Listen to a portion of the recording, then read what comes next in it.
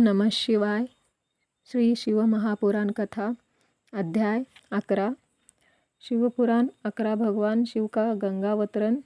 तीर्थ में तपस्या के लिए आना, हिमवान द्वारा उनका स्वागत, पूजन और स्तवन तथा भगवान शिव की आज्ञा के अनुसार उनका उस स्थान पर दूसरों के न जाने देने की व्यवस्था करना। पुत्री लोक पूजित शक्ति स्वरूपा पार्वती हिमालय के घर में रहकर बढ़ने लगी। जब उनकी अवस्था 8 वर्ष की हो गई तब सती के विरह से कातर हुए शंभु को उनके जन्म का समाचार मिला। नारद उस अद्भुत बालिका पार्वती को हृदय में रखकर वे मन ही मन बड़े आनंद का अनुभव करने लगे। इसी बीच में लौकिक गति का आश्रय ले शंभु ने अपने मन को एकाग्र करने के लिए तप करने का विचार किया। नंदी आदि कुछ शांत पार्षदों को साथ ले वे हिमालय के उत्तम शिखर पर गंगावतार नामक तीर्थ में चले गए, जहाँ पूर्व काल में ब्रह्मधाम से च्युत होकर समस्त पापराशि का विनाश करने के लिए चली हुई परम पावनी गंगा पहले भूतल पर अवतीर्ण हुई थी।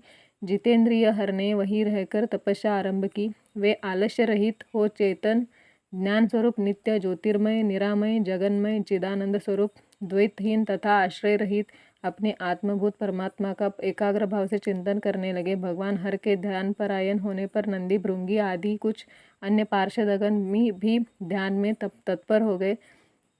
उस समय कुछ ही प्रमथगण परमात्मा शंभु की सेवा करते थे। वे सबके सब मौन रहते और एक शब्द भी नहीं बोलते थे। कुछ द्वारपाल हो गए थे। इसी समय गिरिराज हिमवान उस औषधि बहुल शिखर पर भगवान शंकर का शुभागमन सुनकर उनके प्रति आदर की भावना से वहां आए।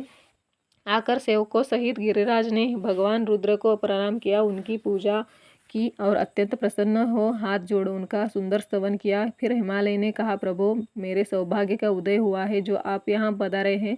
आपने मुझे सनात कर वर्णन किया है कि आप दीनवत्सल हैं। आज मेरा जन्म सफल हो गया, आज मेरा जीवन सफल हुआ और आज मेरा सब कुछ सफल हो गया, क्योंकि आपने यहाँ पदार्पण करने का कष्ट उठाया है। महेश्वर, आप मुझे अपना दास समझकर शांत भाव से मुझे सेवा के लिए आज्ञा दीजिए। मैं बड़ी प्रसन्नता से अनन्य चित्त होकर आपकी सेवा करूँगा। ब्रह्मा जी कहते हैं, नारद, गिरिराज का यह वचन सुनकर महेश्वर ने किंचित आंखें खोली और सेवकों सहित हिमवान को देखा। सेवकों सहित गिरिराज को उपस्थित देख ध्यान योग में स्थित हुए जगदीश्वर ऋषभध्वज में मुस्कुराते हुए उससे कहा।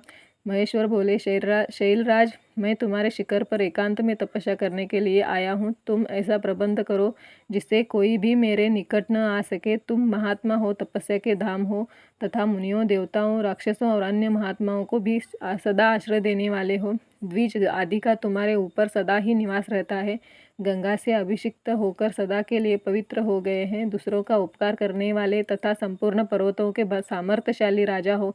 गिरिराज, मैं यहाँ गंगावतरण स्थल में तुम्हारे आश्रित होकर आत्मसंयम पूर्वक बड़ी प्रसन्नता के साथ तपस्या करूँगा। शैलराज, गिरिश्रेष्ठ, जिस साधन से यहाँ मेरी तपस्या बिना किसी विघ्न बाधा के चालू रह सके उसे इस समय प्रयत्न पूर्वक करो। पर्वत प्रवर, मेरी यही सबसे बड़ी सेवा है। गंगावतरण नाम के स्थान में जो मेरे पृष्ठ भाग में ही है, मेरी आज्ञा मानकर न जाए, यह मैं सच्ची बात कहता हूँ। यदि कोई वहाँ जाएगा तो उस महादुष्ट को मैं विशेष दंड दूंगा। मुने इस प्रकार अपने समस्त गणों को शीघ्र ही नियंत्रित करने के हिमवानों ने विघ्न निवारण के लिए जो सुंदर प्रयत्न किया वह तुम्हें बताता हूँ, सुनो।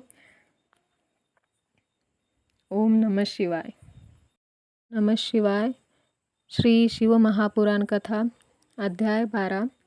शिवपुराण 12। हिमवान का पार्वती को शिव की सेवा में रखने के लिए उनसे आज्ञा मांगना और शिव का कारण बताते हुए उस प्रस्ताव को अस्वीकार कर देना। ब्रह्मा जी कहते हैं, नारद, तदनंतर शैलराज हिमालय उत्तम फल फूल लेकर अपनी पुत्री के साथ हर्षपूर्वक भगवान हर के समीप गए। वहां जाकर उन्होंने ध्यान परायण त्रिलोकनाथ शिव को प्रणाम किया और अपनी अद्भुत कन्या काली को हृदय से उनकी सेवा में अर्पित कर दिया। फल फूल आदि सारी सामग्री उनके सामने रखकर पुत्री को आगे करके शैलराज ने शंभु से कहा, भगवान, मेरी पुत्री आप भगवान चंद्रशेखर की सेवा करने के लिए उत्सुक है, अतः आपके आराधन की इच्छा से मैं इसको साथ लाया हूँ। यह आपकी 2 सखियों के साथ सदा आप शंकर की ही सेवा में रहे। नाथ, यदि आपका मुझ पर अनुग्रह है तो इस कन्या को सेवा के लिए आज्ञा दीजिए। तब भगवान शंकर ने उस परम मनोहर कामरूपिणी कन्या को देखकर आंखें मूंद ली और अपने त्रिगुणातीत अविनाशी परम तत्वमय उत्तम रूप का ध्यान आरंभ किया।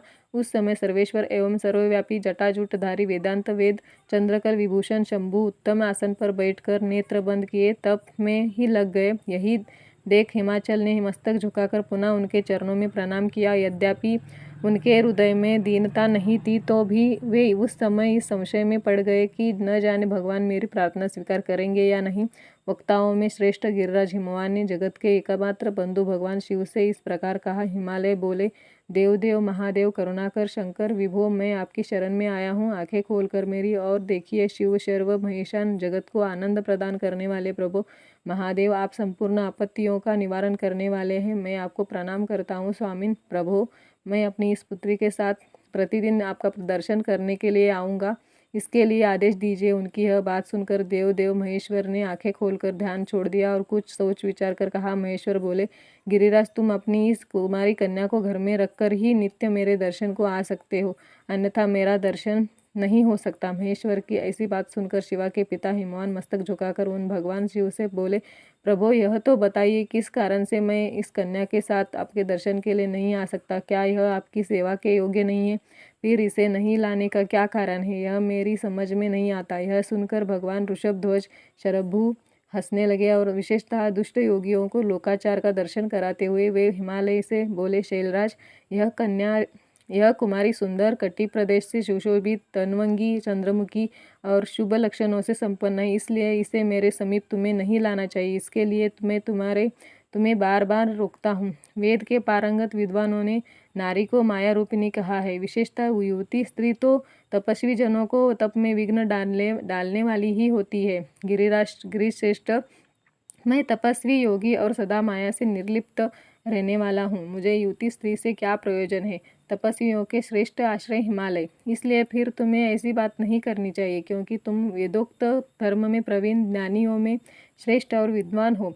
अचल राज स्त्री के संगम से मन में शीघ्र ही विषय वासना उत्पन्न हो जाती है, उससे वैराग्य नष्ट होता है और वैराग्य न होने से पुरुष उत्तम तपस्या से भ्रष्ट हो जाता है। इसलिए शैल, तपस्वी को स्त्रियों का संग नहीं करना चाहिए, क्योंकि स्त्री महाविषय वासना की जड़ एवं ध्यान वैराग्य का विनाश करने वाली होती है। ब्रह्मा जी कहते हैं, नारद, इस तरह की बहुत सी बातें कहाकर महायोगी शिरोमणि भगवान महेश्वर चुप हो गए। देवर्षि शंभु का यह निरामय, निस्पृह और निष्ठुर वचन सुनकर काली के पिता हिमवान चकित कुछ व्याकुल है और चुप हो गए। तपस्वी शिव की कही बात सुनकर और गिरिराज हिमवान को चकित हुआ जानकर भवानी पार्वती उस समय भगवान शिव को प्रणाम करके विशद वचन बोली। ओम नमः शिवाय।